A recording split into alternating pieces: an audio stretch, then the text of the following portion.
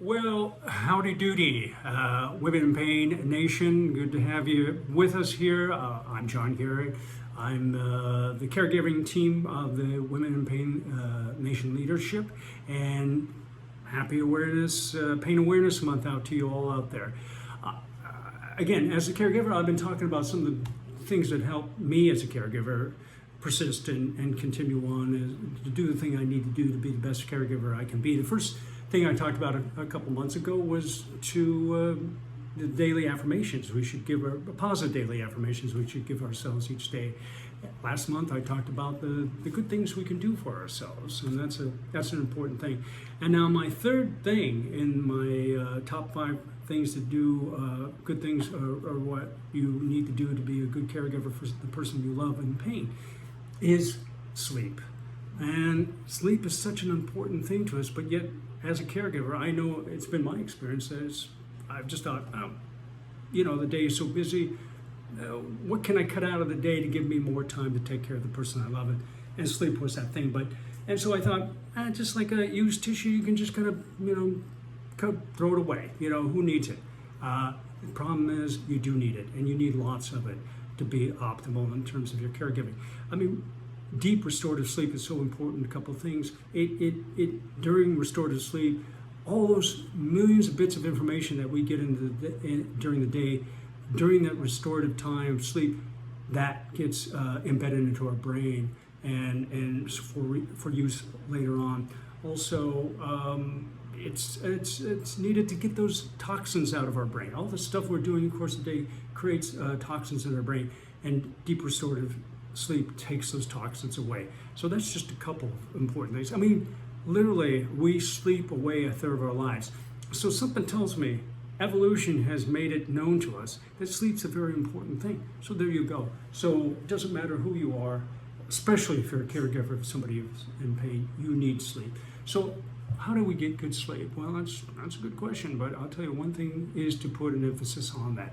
And how we do that is by making sure our sleep environment, our sleep hygiene is good. And what do I mean by that? That means when you go to sleep at night, make sure you're preparing yourself for sleep. I mean, bed is meant for only 2 things, really: sleep and sex. Yeah, that thing too. So not really to sit there to be on your phone, scrolling through the internet for hours on end before you go to sleep.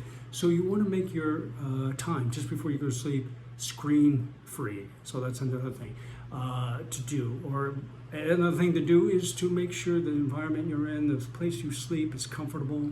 You want it ideally to be cool, maybe 75 degrees, 78 degrees. Also, you want it to be dark. So a lot of people, especially in urban environments, they have the windows open, light is coming in. So that's some of that is light pollution. And your brain is going to still think, because there's light, it's still day.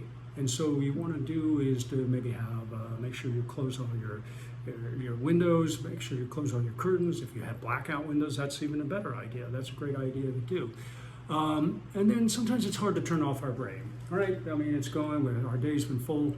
How do you turn off your brain? Well, for me, a great technique I use to turn off my brain, and this is not just before, as I'm trying to go to sleep, but also if I wake up in the middle of the night, can't go back to sleep, this is a technique I use, and it's something called square breathing.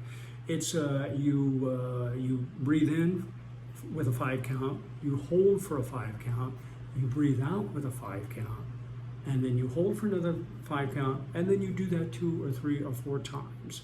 What you should feel as you're doing this is your brain is starting to quiet, your body is starting to relax, and before you know it, you're asleep, or you've gone back to sleep. So here, let me just show you how that works for me. And okay, this is how it goes. So you breathe in for 5 count. You hold for a 5 count.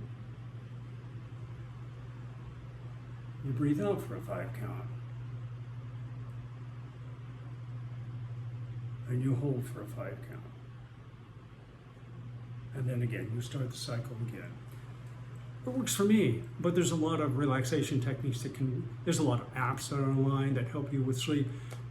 I can't encourage you enough to check those out. So that's it. That's number 3 of my top five tips to become a better caregiver for the person you love. Check it out. Please, in the comment section below, give me your best sleep aids that you use, holistic sleep aids, non-drug sleep aids that you use to help yourself get a good night's sleep. Again, John Garrett, Women Pain Nation, sending my love to you. Happy Pain Awareness Month, and we'll see you again soon.